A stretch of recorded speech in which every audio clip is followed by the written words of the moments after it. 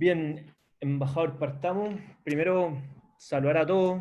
Muy buenas tardes o buenas noches casi ya.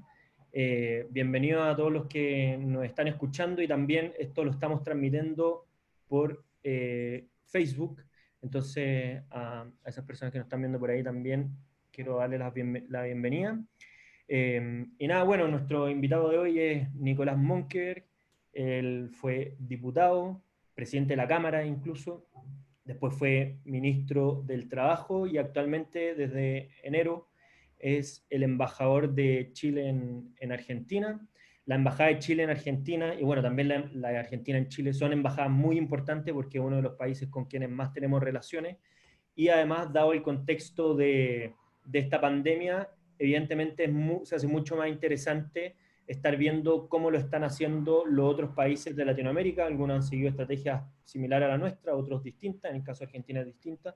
Entonces nos gustaría un poco una aproximación general, embajador, sobre cómo está llevando Argentina la crisis, cuáles han sido los desafíos a los que se han visto envueltos o enfrentados y además cuáles son algunas lecciones quizás que podamos tomar en Chile, algunas cosas que lo han hecho bien o algunos aprendizajes que podemos tomar desde esa experiencia. Bueno, José Francisco, muchas gracias a ti. Aprovecho de saludar a todos los que están participando directamente en este Zoom o a través de Facebook. Y bueno, hagamos de esto un buen rato de conversación y sacar algunas conclusiones. ¿Qué les puedo contar yo de Argentina? Argentina está enfrentando con mucha seriedad la pandemia. Es difícil de comparar las estrategias de los dos países porque son realidades completamente distintas. La densidad poblacional es diametralmente distinta, la cantidad de población es diametralmente distinta, la administración política de los dos países son distintos y los recursos, la situación económica de los dos países también hace una gran diferencia. La estrategia básicamente que ha hecho Argentina es comenzar a partir del primer momento con una cuarentena muy rígida, mandatada básicamente por el gobierno central, pero además acompañada, y esto es súper importante entender, por los gobernadores. Los gobernadores acá en Argentina son elegidos, son autoridades con facultades bastante definidas en la ley y con mucho poder.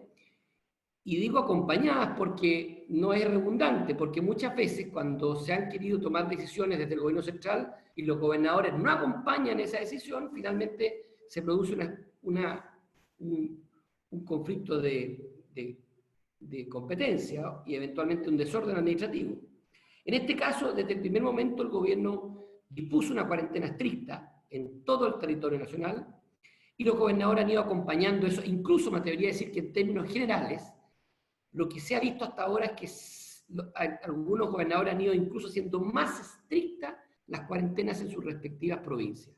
Por ejemplo, si se produce una autorización para que un camión de carga, que hoy día puede transitar, quiere recorrer desde un punto de Argentina a otro, es normal y frecuente que en ciertas provincias, por ejemplo en San Luis, las restricciones de paso sean mucho más estrictas que en la provincia vecina.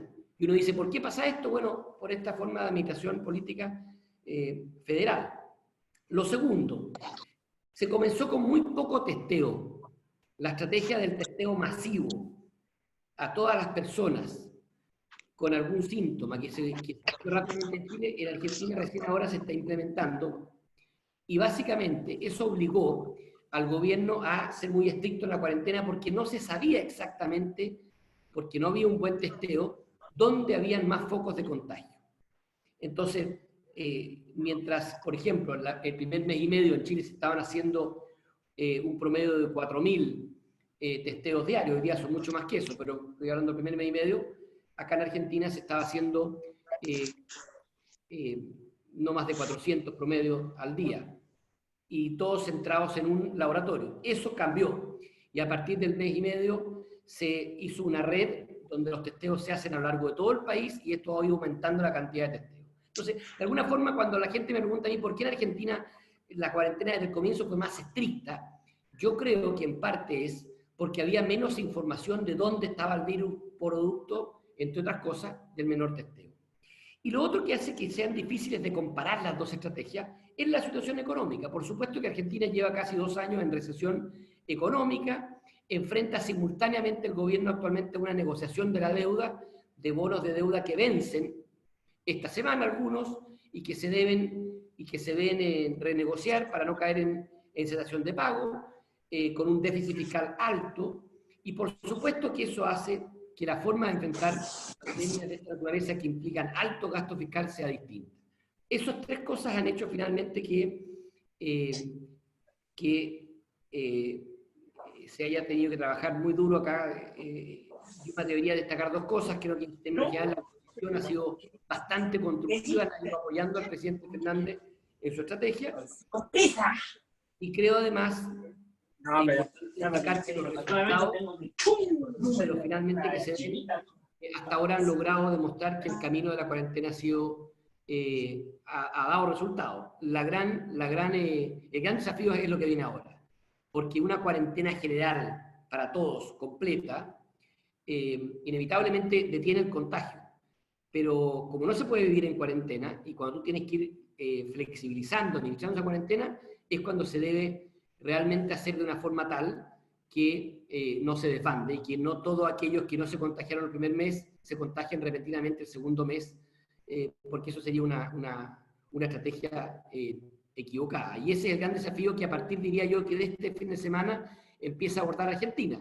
Se va a extender la cuarentena hasta el 24 de mayo, pero se tiene anunciado una serie de flexibilizaciones, de administraciones, de salidas, de reinicio de ciertas actividades económicas que van a ser el verdadero desafío para administrarla bien y que esto no sea un boom de contagio repentino. Y en esa misma línea, a propósito de, claro, el desafío de mantener los trabajos, que es como el otro gran impacto que tiene la pandemia, porque uno es el aspecto sanitario, que todas las personas se tengan que confinar, pero una de las consecuencias necesarias de ese confinamiento es que las personas o la economía empieza a producir menos y por tanto muchos peligros se asocian a la pérdida de empleo, a la pérdida de ingresos de personas que dependen más del día. Nuestro país ha tomado una opción que es esto de la Ley de Protección al Empleo, que permite suspender los contratos de trabajo durante un tiempo y eso con cargo al seguro de cesantía. ¿Cómo lo han hecho en Argentina para este desafío? O sea, las últimas cifras de Argentina son que cerca de un 30% de las personas son pobres, entonces, y la informalidad es mayor que en nuestro país, entonces la gente que vive al día a día es bastante, y además se suma a los que tienen un contrato de trabajo con la desaceleración, también se podrían ver afectados. Entonces, tú que fuiste ministro del Trabajo, Nicolás, ¿cómo ves cómo se ha enfrentado ese aspecto en Argentina? Mira, la gran diferencia y al mismo tiempo la gran dificultad que tiene cualquier gobierno sobre lo que tú preguntas en Argentina es la alta tasa de informalidad laboral. Estamos hablando que aquí trabajan informalmente o por cuenta propia cerca del 50% de la población activa. Es decir, cualquier medida que tú quieras realizar como gobierno para compensar, ayudar económicamente a aquel trabajador que no puede trabajar porque se cerró o se clausuró su actividad económica producto de la pandemia, se hace infinitamente más difícil o más bien imposible hacerlo cuando tú tienes una tasa de empleo informal o por cuenta propia que llega al 50%. Y esto es una realidad que no solo la vive Argentina, sino que la vive en muchos países de América Latina. Cuando uno ve, yo he conversado con embajadores de otros países de América Latina y uno le cuenta lo que está haciendo Chile con el seguro de cesantía, lo primero que te dicen, pero bueno, ¿y cuánta gente tiene acceso al seguro? ¿Cuánto es empleo formal e informal en Chile? Y aquí hay una primera gran diferencia, porque es muy difícil este tipo de ayudas cuando hay tanta informalidad en el empleo. Lo segundo que es también una dificultad mayor es qué países en América Latina les ha tocado más duro y les va a tocar más duro post pandemia. y sin duda que a algunos países los pilló con un nivel de endeudamiento altísimo, que sin duda les va a costar más ahora y posteriormente la reactivación económica, por distintos motivos que no vale la pena profundizar, pero un país que lo toma esta pandemia con deuda, con un tipo de cambio, una moneda local debilitada, con posibilidad de no renegociar deudas o eventualmente caer en situación de pago, con interrupciones de cadenas de producción a nivel global, con caídas económicas en los principales socios como son Argentina, como son Estados Unidos y China, obviamente que se produce una dificultad mayor. Con un déficit fiscal elevado, tú evidentemente podrás pasar unos meses de pandemia, pero al día siguiente de aquello, la dificultad para salir va a ser aún mayor. De tal manera que eso le pone una dificultad especial, no solo a Argentina, sino que a muchos países de América Latina, para la crisis económica, o que se produce simultáneamente o inmediatamente después de esto. Aquí se habla mucho de esta disyuntiva vida versus economía. Yo creo que es una falsa disyuntiva. La verdadera disyuntiva es vida versus vida, porque no nos olvidemos que en América Latina hay mucha gente que muere de hambre. No nos olvidemos que las posguerras matan o generan mucho más muertes a veces que la guerra misma. Y no quiero hacer comparaciones, pero si uno reacciona mal frente a una pandemia y cree que las economías tienen que cerrarse o delegarla en mayor estatismo y estatizar todo, podemos repetir el mismo error posguerra y post-crisis económica del siglo pasado, donde los países de América Latina que optaron por ese camino solo se empobrecieron. De la pobreza se dio paso a gobiernos populistas y finalmente a regímenes autoritarios. Esa piedra nos hizo tropezar una vez y yo creo que es importante no tropezar por segunda vez. Bueno, en esa misma línea, sobre todo, bueno, tú lo mencionaste, esta disyuntiva entre proteger la salud de las personas versus privilegiar la economía. ¿Cómo se hace o cómo deberían hacer los países, y esto ya más en general, no solamente el caso argentino, para aplicar este concepto que, bueno, fue malentendido o generó polémica de esta de nueva normalidad que se han planteado varios países en el mundo, sobre todo ahora en Europa, que están en una etapa distinta a la pandemia?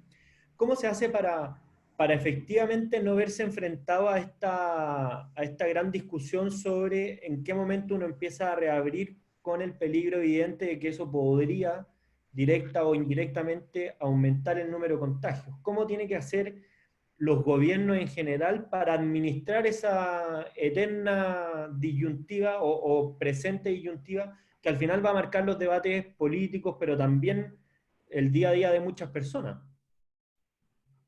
Bueno, lo primero es que cuando uno ve hasta ahora cuáles son los países en el mundo que han logrado ser más exitosos hasta ahora en el control de la pandemia, yo diría que hay un común denominador de aquellos países. Porque uno puede ver que algunos tienen estrategias distintas.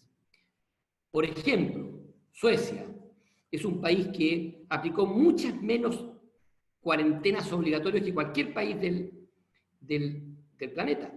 Y sin embargo, las tasas de contagio y letalidad fueron bastante bajas. Otros países han aplicado medidas estrictas de cuarentena y han tenido más contagios incluso que ejemplos como el de Suecia. Yo te diría que si yo pudiese resumir en un gran factor común de los países que hasta ahora les ha ido bien, yo diría que son países con instituciones que funcionan bien y con gobiernos serios. Por el contrario, cuando las instituciones funcionan mal o cuando se trata de gobiernos cargados algunas veces o de instituciones cargadas a decisiones poco profesionales, populistas, los resultados no han sido buenos. Y siempre en esto hay excepciones. De tal manera que yo lo primero que destaco es que cuando los países tienen instituciones sólidas, que no me refiero solamente al control macroeconómico que mantienen la responsabilidad fiscal, sino que donde las autoridades son capaces de escuchar a los especialistas y no tomar decisiones en función de lo más popular o menos popular. Es evidente que hoy día lo más popular muchas veces es cuarentenas completas, pero una cuarentena completa no solamente tiene el problema económico, donde uno asume que todo el mundo puede estar en cuarentena 6 meses, pero no es cierto. Hay gente que no puede cumplir la cuarentena 6 meses sencillamente porque no tiene que comer en algunos países de América Latina. De tal manera que no es tan simple como tomar una decisión de ese tipo, sino que se requiere en esto tener instituciones que funcionen bien desde el punto de vista técnico. La clave, según lo que uno ha ido aprendiendo de esta pandemia, es que la velocidad del contagio se vaya controlando, precisamente para no atochar ni hacer colapsar la atención debida en los sistemas de salud pública. Y eso es tremendamente importante hacerlo con cuarentenas focalizadas, como lo han hecho la gran mayoría de los países que en esto han sido exitosos. Pero el factor común que me atrevería hoy día a destacar es precisamente que en los países donde las instituciones funcionan, donde los gobiernos se han logrado hacerse escuchar por instancias técnicas, donde las oposiciones más han colaborado, también se ven muy buenos resultados. Y eso hay que destacar.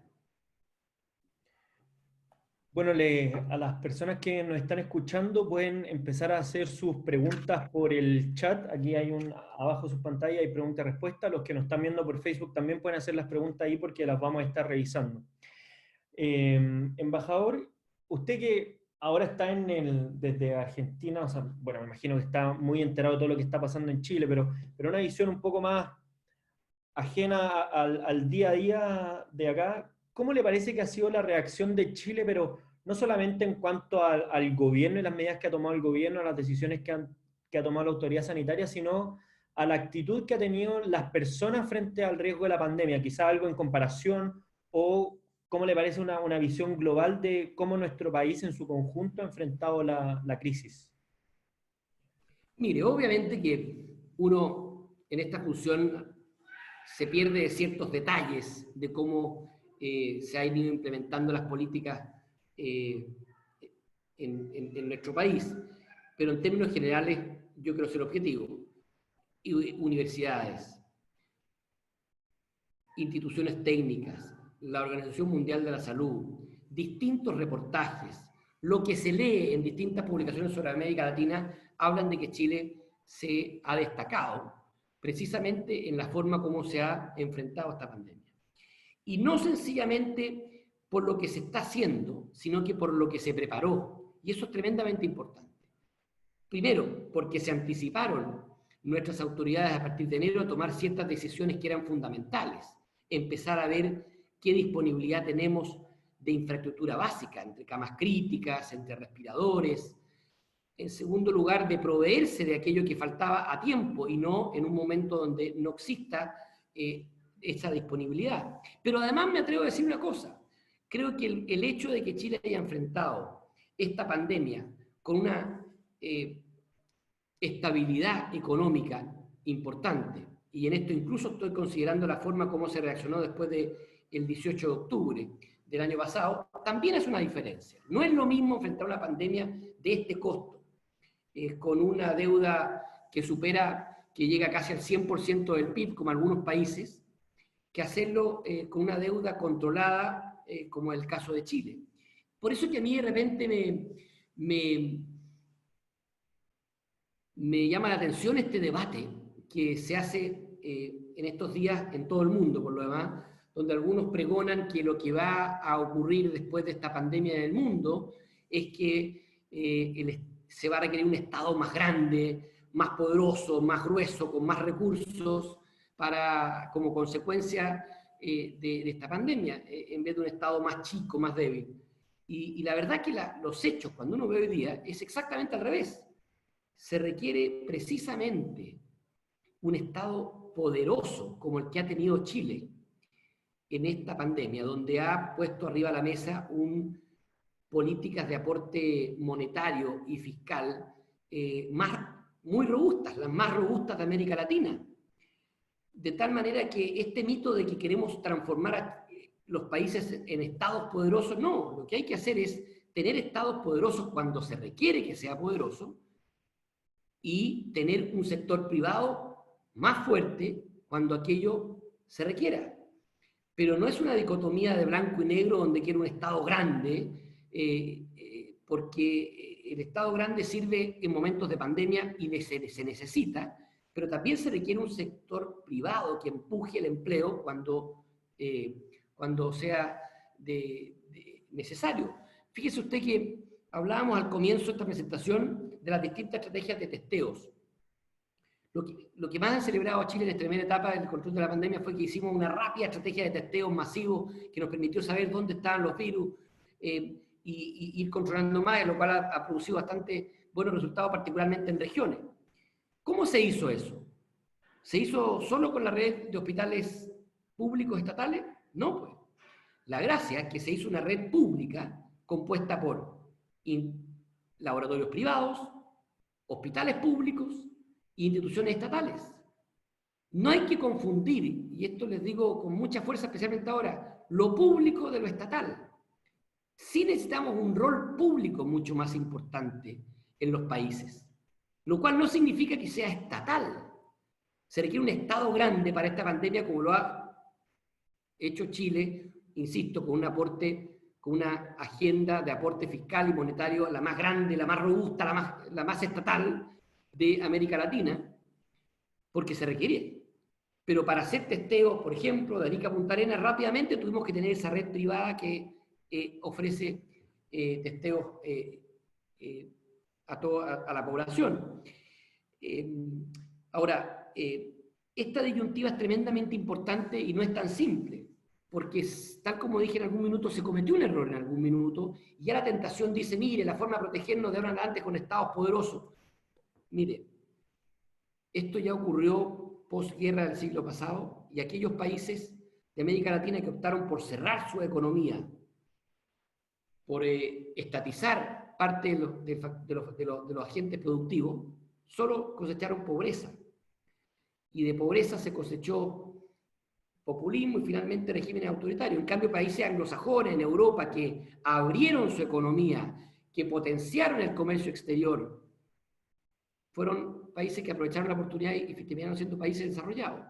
Entonces no hay que confundir con estas falsas dicotomías que muchas veces están cargadas más bien con factores ideológicos que con los verdaderos resultados. Oiga, embajador, y una pregunta primero general y después el caso particular, pero el rol de las oposiciones en general es un rol que en el ámbito de la pandemia es efectivamente complejo, entre otras cosas porque ellos no concentran la autoridad sanitaria y en estos casos la autoridad sanitaria son quienes tienen toda la información. Desde ese punto de vista, uno podría ver, por ejemplo, oposiciones como la española, que si uno la escucha, hacen críticas bien similares, entre comillas, a la que hace la oposición chilena. Critican el concepto de nueva normalidad, critican el manejo de la pandemia, obviamente con realidades brutalmente distintas y cada uno en su escenario concreto. Pero también hemos visto otras oposiciones, como por ejemplo la portuguesa, que ha salido videos como en todas partes, especialmente en redes sociales, que se comprometieron a apoyar al gobierno porque entendían que ellos tenían o detentaban la autoridad sanitaria. Entonces, la primera pregunta es el rol de las oposiciones en general. Y la segunda pregunta, esto ya más al callo, es el rol de la oposición chilena. Usted que estuvo metido ya en política, los conoce personalmente a todos, sobre todo por el aspecto en su rol de diputado. ¿Cuál le ha sido la función y el rol de la oposición o las oposiciones chilenas? Y aquí para hacer la pregunta de Félix Zambrano, si usted cree que el encuentro de la oposición chilena con el presidente de Argentina tensionó un poco el ambiente entre los países, o si eso puede ser un encuentro esporádico y no genera mayores roces, y esto se arregló con el llamado que tuvieron los dos presidentes. Yo creo que es fundamental, y lo digo en serio, el rol de los gobiernos, que los gobiernos escuchen a los especialistas, que desde el primer momento se hayan hecho en Chile estas mesas de trabajo con especialistas que orientan la decisión del presidente y del ministro de Salud, es fundamental. Cuando no ocurre eso, cuando se desprecia la opinión de los especialistas, bueno, empiezan a ver los problemas, que sí se ven en otros países. Lo segundo, así como es muy importante la labor de los gobiernos, del ambiente académico, de las universidades, de los científicos, es muy importante también el rol del Congreso y de las oposiciones. Y ahí uno puede perfectamente hacer distinciones, pero lo que no hay duda es que cuando las oposiciones colaboran constructivamente en la gestión en momentos de crisis, los resultados son infinitamente mejores, infinitamente mejores. Cuando en cambio las oposiciones obstruyen, demoran, confunden, hacen eco de noticias que no son ciertas, distraen, evidentemente que eso perjudica. Un ministro, yo en esto no quiero juzgar porque además, primero no me corresponde en mi rol de embajador juzgar a la oposición ni al oficialismo en Chile. Mi rol de embajador es ser embajador del Estado de Chile. Pero evidentemente que, y además, esto sí que me atrevo a decirlo, cuando yo fui ministro, me daba cuenta que era muy difícil hablar de la oposición porque no había una sola oposición, había un sector de la oposición que obstruía permanentemente y otro que estaba dispuesto a construir y a colaborar y a ir mejorando las cosas. No creo que sea distinto ahora aquello.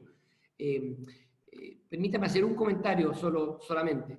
Evidentemente que cuando la semana pasada yo veo en algún diario, no sé si finalmente se concretó o no en Chile, que habían algunos parlamentarios de oposición convocando a comisiones investigadoras en este momento permanentemente a todas las autoridades que estaban a cargo del control de la pandemia, obviamente entiendo que finalmente no se hizo, o puedo estar equivocado, pero obviamente que eso es justamente una acción que no es bueno hacerlo ahora. Hay tiempo para hacer política, hay tiempo para hablar de elecciones, hay tiempo para hacer estrategia para recuperar el poder, pero también hay tiempo en que hay que cuidarse, apoyar a la autoridad y tomar decisiones que vayan todas dirigidas a que los miles y millones de chilenos estén alejados del contagio y al mismo tiempo que la recuperación económica que se requiere en nuestro país y en todo el mundo se realice de forma expedita. Ni con ninguna de las dos cosas se puede jugar a hacer una política de lucha de poder. Ya habrá tiempo para aquello, sobre todo el próximo año que tenemos muchas elecciones y muchas campañas para aquello. Hoy creo que no es el momento.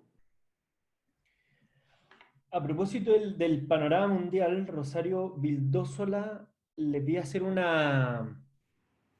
o sea, si es que usted pudiera hacer un panorama general de qué cosa podría pasar, vamos, esto es pura especulación, pero qué cosa va a pasar después del coronavirus en el ámbito social, económico, hartas cosas se han esbozado, pero yo no le pido que haga una especulación epidemiológica de cómo se va a desarrollar el virus, pues, porque algunas han fallado y no han tenido resultados felices, pero en el ámbito social, va a cambiar definitivamente algunos aspectos relevantes, como por ejemplo el trabajo, la forma de trabajar, o la economía también va a tener que adaptarse a la situación actual, cuánto tiempo duraría esa adaptación antes que se nos olvide. Yo creo que las personas son de memoria, socialmente al menos de memoria de muy corto plazo, antes que se nos olvide y podría provocar consecuencias mayores. Si usted tuviera que hacer una aproximación de qué cosas va a pasar, qué ideas se le ocurren.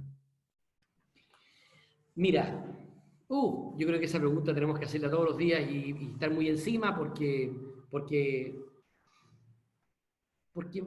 van a venir debates nuevos, se van a acelerar ciertos debates o ciertas tendencias que ya estábamos viendo, pero a una velocidad más lenta.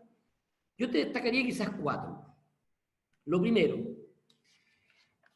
no hay que olvidar que en todas las crisis que hemos tenido, y me refiero a la crisis de la deuda en Chile, y después nos vamos más atrás, las crisis subprime, las crisis que tuvimos el siglo pasado, en fin, en todas las crisis, el 11 de septiembre, el ataque a las Torres Gemelas, siempre la primera reacción que se produce espontáneamente es una especie de sobrevaloración del impacto de la crisis.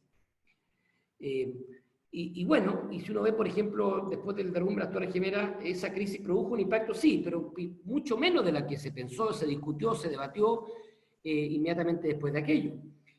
a mucha menos gente le cambió la vida. Efectivamente, nunca más fue lo mismo viajar en avión que antes de aquello. Pero siempre se produce en momentos de crisis este debate sobre los grandes cambios que vienen, el mundo va a ser distinto. Por tanto, eso es bueno reconocerlo. Pero efectivamente, esta crisis va a producir un debate sobre confianza o desconfianza en el sector público y sector privado, y lamentablemente ese debate está cargado con mucha ideología, y es importante enfrentarlo bien, con los conceptos claros, entendiendo, como yo te decía anteriormente, que hablar de estatal es muy distinto a hablar de lo público.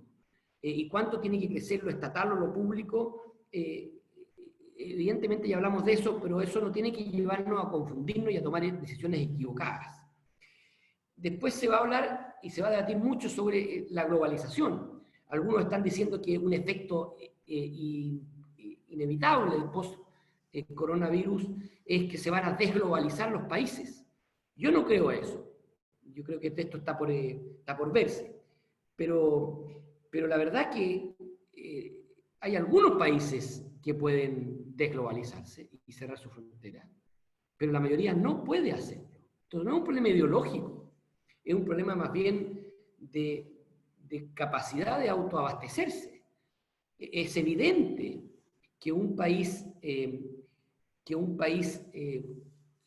América Latina necesita más que nunca abrir sus mercados para exportar sus productos o para importar ciertas materias primas fundamentales que le permitan ir crecer y acceder a buenos precios. De lo contrario, vamos a seguir viendo lo que hoy día se ve: debilitamiento de las monedas locales, tipos de cambio disparados, fuga de capitales porque los dólares o los inversionistas buscan el resguardo de sus ahorros en fondos más seguros como el Tesoro americano, de tal manera que la globalización va, a mi juicio, no solamente mantener, sino que va a ser una necesidad para la gran mayoría de los países, precisamente para recuperar su economía, pese a que el debate se va a producir. Y ciertas cosas más concretas. Si antes hablábamos que la revolución digital había llegado para quedar, yo creo que ahora se va a producir también con un impulso mayor. Post-coronavirus, de alguna forma en nuestro país se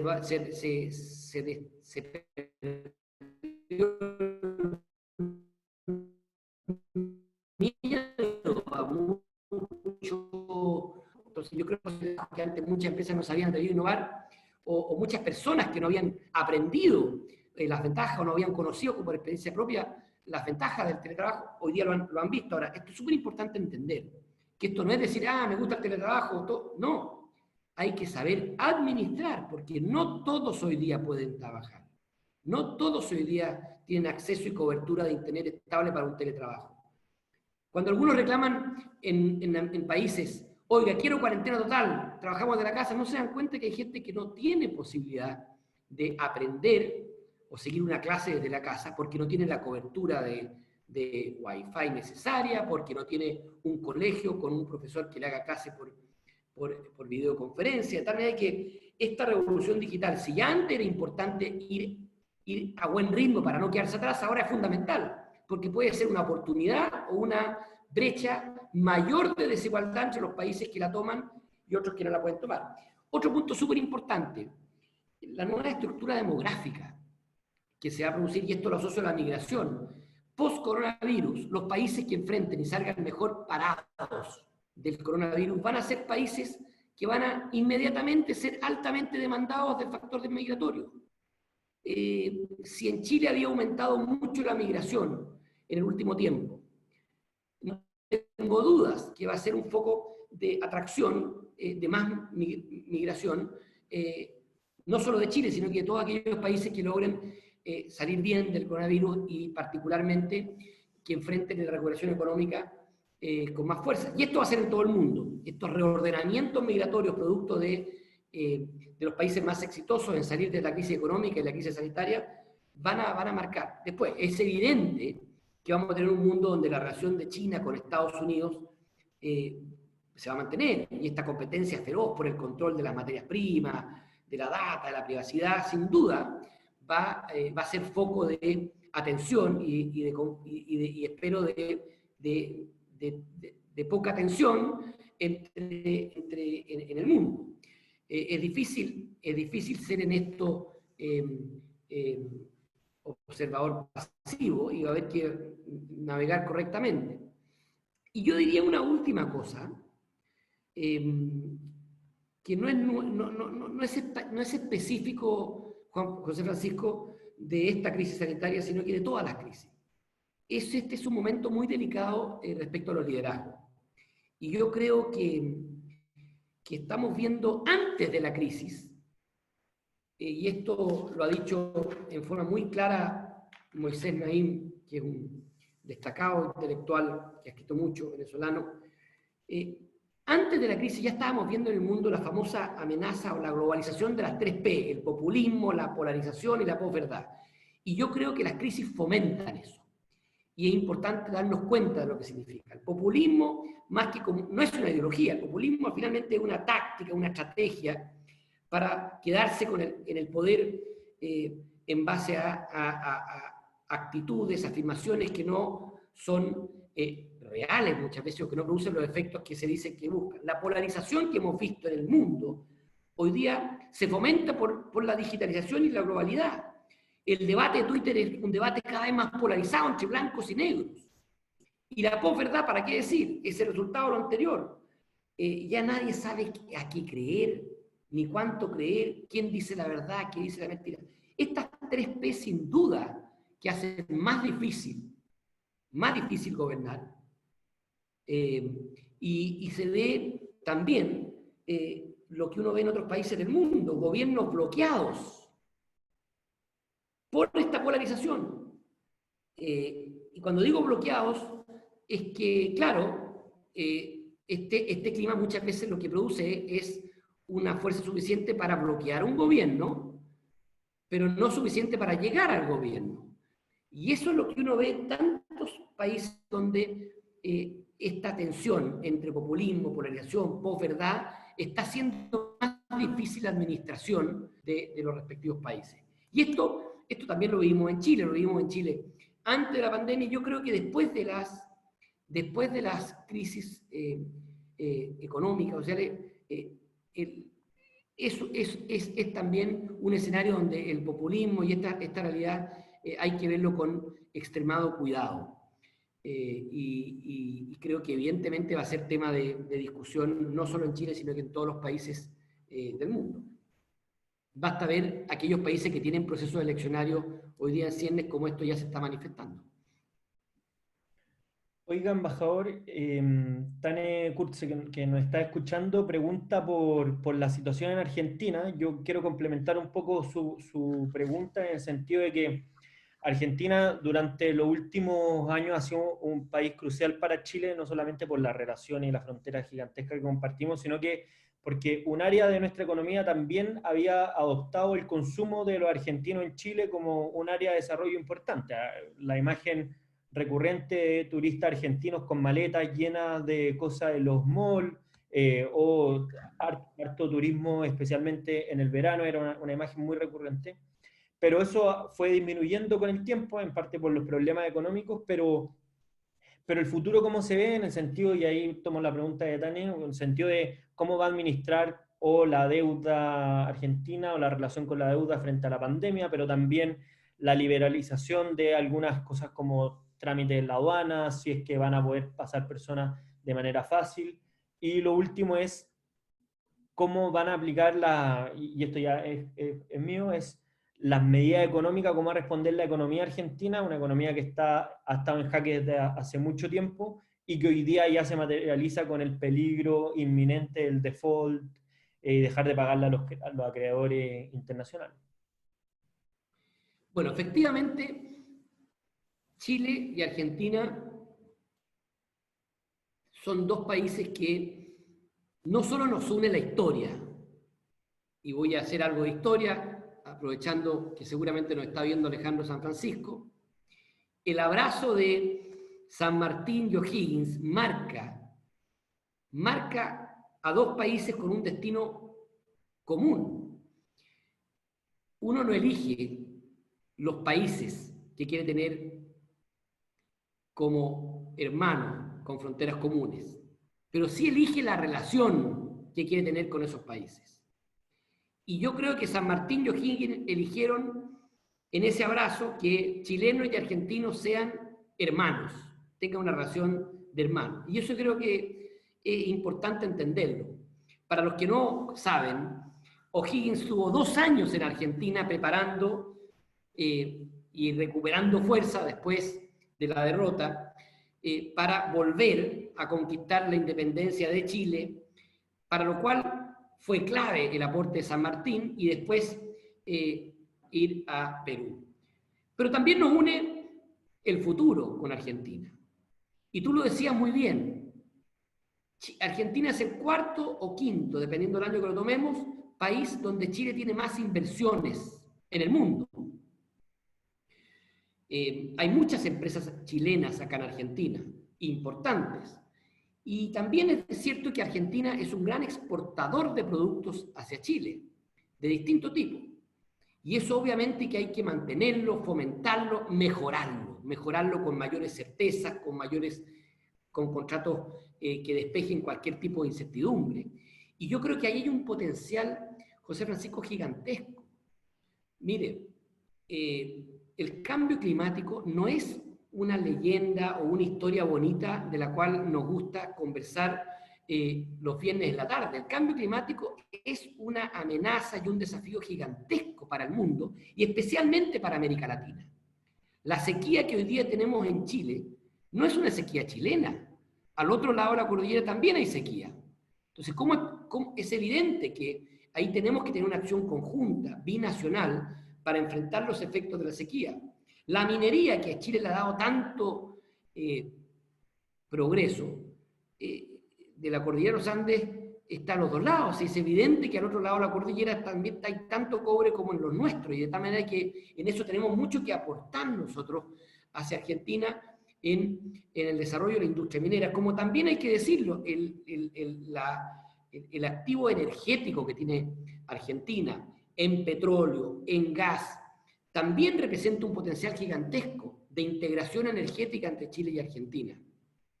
Y que por supuesto, algunos dirán lo debimos haber hecho mucho antes, pero tenemos una tremenda oportunidad para inculcarlo y hacerlo con fuerza ahora. Una última cosa respecto a la integración, y tú me preguntabas por los pasos fronterizos. Yo creo que hasta el año 78, de alguna forma, el chileno o el argentino, o la mayor o menor hermandad o integración de los dos países dependía de las agendas de los presidentes de turno. Entonces había un presidente más pro-chileno, más pro-argentino, y en base a eso íbamos anticipando cómo iban a ser las relaciones. Yo creo que después de los conflictos del año 78, esto cambió. Y yo creo que hoy día la sociedad chilena está mucho más integrada a la sociedad argentina, independiente de quién gobierne, y la sociedad argentina está mucho más integrada a la sociedad chilena. Piensa tú que el embajador Rafael Bielsa, que es de paso lo conocido, me he reunido con él, el embajador de Argentina en Chile, que debería estar estos días allá, me decía, conversando con él, probablemente hace 30 años era impensable que a Marcelo Salas en el Estadio Monumental de River, en vez de quitarle Matador, le quitaran chileno. Y eso habla muy bien de que son sociedades mucho más integradas. Tú puedes preguntar a los gobernadores de las provincias limítrofes con Chile cómo es su relación con los alcaldes o intendentes chilenos en la misma provincia, al otro lado de la cordillera, y es muy fluida. De tal manera que no tengo duda que esto ya no es un tema de agenda política, que el que haya un presidente elegido de derecha a un lado, de izquierda a otro, o viceversa, no debiera alterar ni va a alterar ese espíritu de trabajo conjunto entre los dos países. Y yo creo que Argentina tiene un tremendo desafío, también conjunto con Chile, que juntos tenemos que salir de esta pandemia, porque si alguien cree que Chile va a estar libre del virus y Argentina no, o viceversa, estamos muy equivocados, por algo compartimos 5.000 kilómetros de frontera, sino que tenemos que salir juntos de la crisis económica. Y Argentina tiene muy claras las cosas en este plano, y en lo que podamos nosotros contribuir y a su vez aprender es tremendamente necesario. Hoy día estamos viviendo un momento económico importante para América Latina, para el mundo.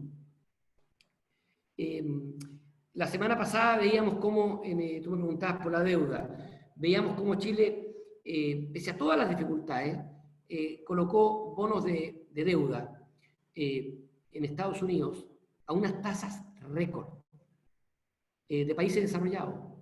¿Qué significa eso? ¿Por qué son tasas récord? Por la confianza que hay en Chile. Porque se cree que Chile va a pagar. Yo puedo esperar, le puedo prestar plata y puedo esperar quizás más plazo para que me pague, pero sé que me va a pagar y por eso lo premio con una tasa como la que Chile colocó su bono. Yo creo que el gran desafío de Argentina es recuperar esa confianza. Y yo me atrevo a decir que más que el monto de la deuda, lo que se está trabajando desde el gobierno y desde la oposición, creo yo, y lo tienen clarísimo los economistas, es que Argentina debe recuperar esa confianza de que se toman las medidas correctas. Y yo creo que ese es el gran desafío. Hoy, a final de cuentas, la economía, las expectativas se manejan en base a la confianza. Hoy día un barbijo vale más que un barril de petróleo, porque por el estado de ánimo, por el miedo, por la inseguridad. Y yo creo que cuando hay confianza, cuando ese estado de ánimo cambia, vamos a tener la oportunidad de ver, y así espero, que en los países se tomen medidas radicales, importantes, se hagan los ajustes que hay que hacer y se trabaje con seriedad. Yo creo que ese es el gran desafío tanto de Chile como de Argentina para los próximos años. Oiga, embajador, voy a hacerle una última pregunta, pero antes le quiero recordar a los participantes que pueden participar de un concurso por este libro de Ronald Reagan que acaba de publicar el Instituto Res Pública, suscribiéndose a nuestro canal de YouTube, que les vamos a mandar el link al chat del Zoom y también lo vamos a publicar en la transmisión en Facebook. Oiga, y una última pregunta. Usted al principio dijo que para enfrentar la pandemia era clave el aspecto institucional. Y una de las cosas que se ha discutido en nuestro país hace 2 años al menos era la incorporación, quizá un poco más, la incorporación de estas figuras de los gobernadores regionales. A propósito que evidentemente la figura argentina, la institucionalidad argentina es distinto porque es un país federal, pero la incorporación de esta nueva figura en nuestro país, considerando los problemas de descoordinación que ha habido con los alcaldes, ¿cree usted que podría llegar a provocar un problema mayor de gobernabilidad? Y ahí hago un apéndice de la misma pregunta a propósito de lo institucional. Una de las cosas que ha cambiado en nuestro país hace muy poco tiempo es lo del voto. Antes teníamos inscripción voluntaria, voto obligatorio. Pasamos de inscripción automática, pero voto voluntario.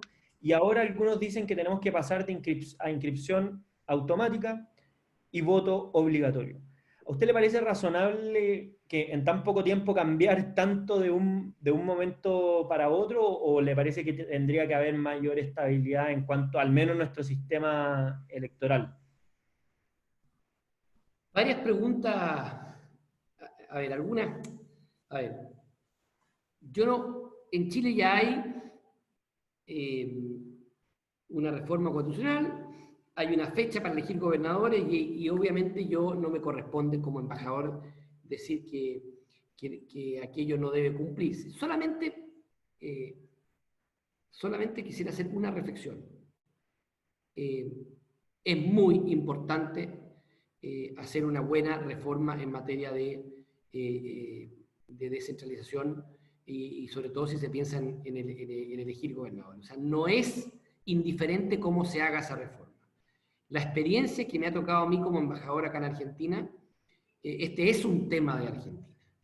Es un tema, y no estoy diciendo con esto que aquí estén en contra de los gobernadores elegidos, ni mucho menos, pero sí es un tema de todos los días que se debate cómo se logra la mayor coordinación y la delimitación clara de las competencias que un gobernador tiene en función del gobierno central. O sea, no es un tema fácil, lo que quiero decir es, al menos preocupémonos de hacerlo bien, de pensar, de no cometer errores, de no imitar errores y de recoger las buenas experiencias.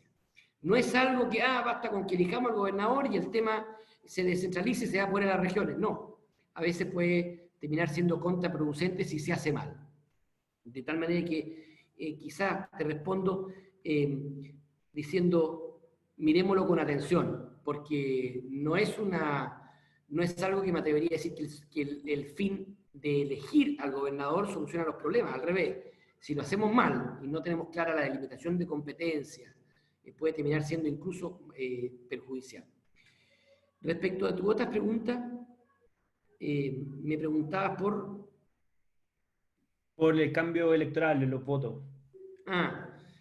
Bueno, esto sí que es súper opinable. Yo particularmente soy partidario del voto voluntario. Lo digo a título personal. Soy partidario del voto voluntario. Siempre lo fui.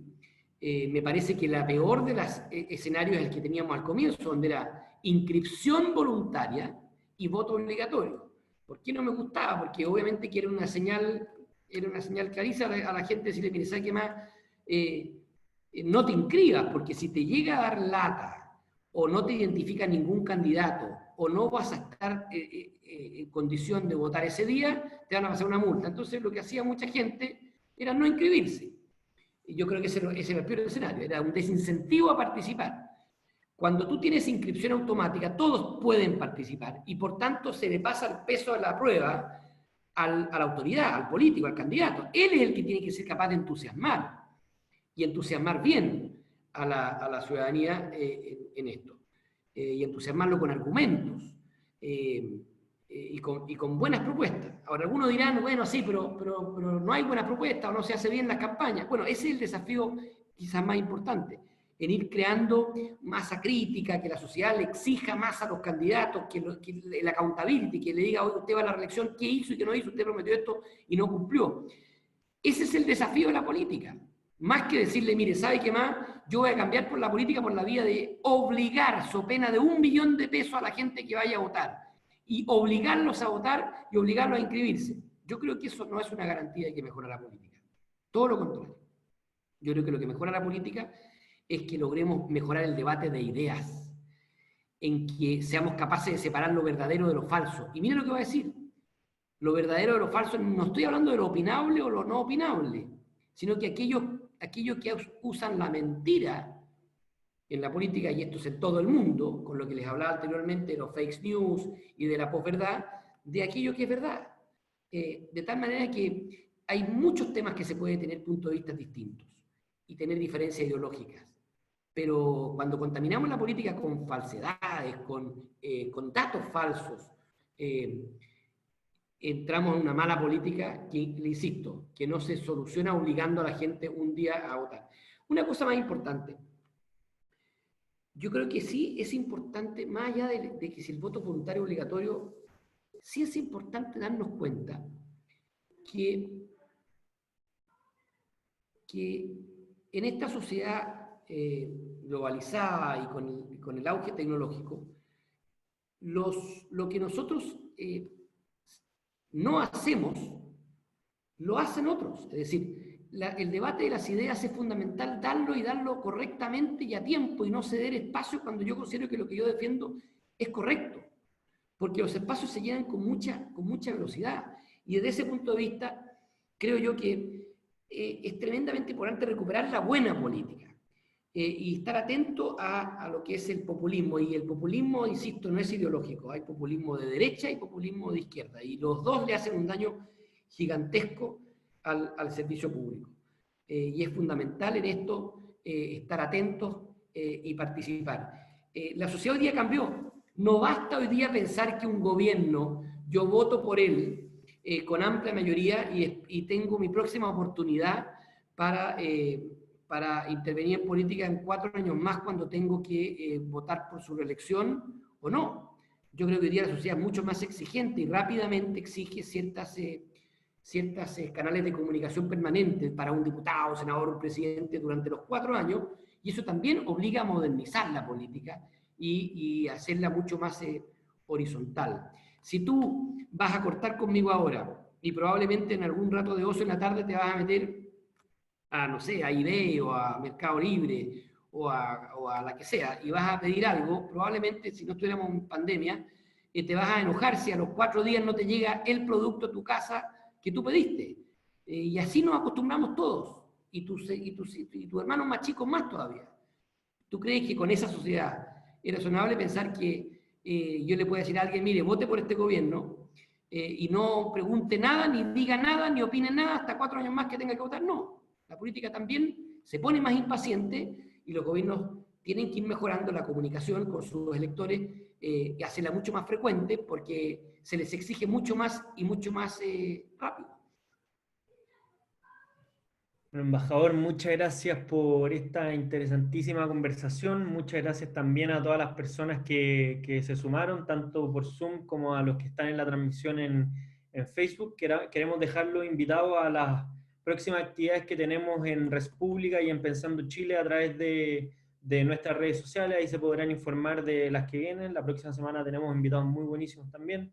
Así que pueden estar informados por ahí. Muchas gracias, embajador, de nuevo. Se pasó por el tiempo y por la conversación. Nos veremos en una próxima oportunidad. Oye, muchas gracias a ti, José Francisco, a todo tu equipo. Los felicito por el trabajo que están haciendo y a los que nos están escuchando, lo que nos mandaron preguntas, los animo a seguir adelante porque, porque en esto tenemos que estar muy encima de todos los debates que se van a venir. Tropezar con la misma piedra que muchos países han tropezado en el pasado puede costarle muy caro no solo a Chile, sino que a todo el continente. Así que hay que estar especialmente atento ahora. Muchas gracias. Que estén muy Gracias, que bien vaya muy a bien. todos.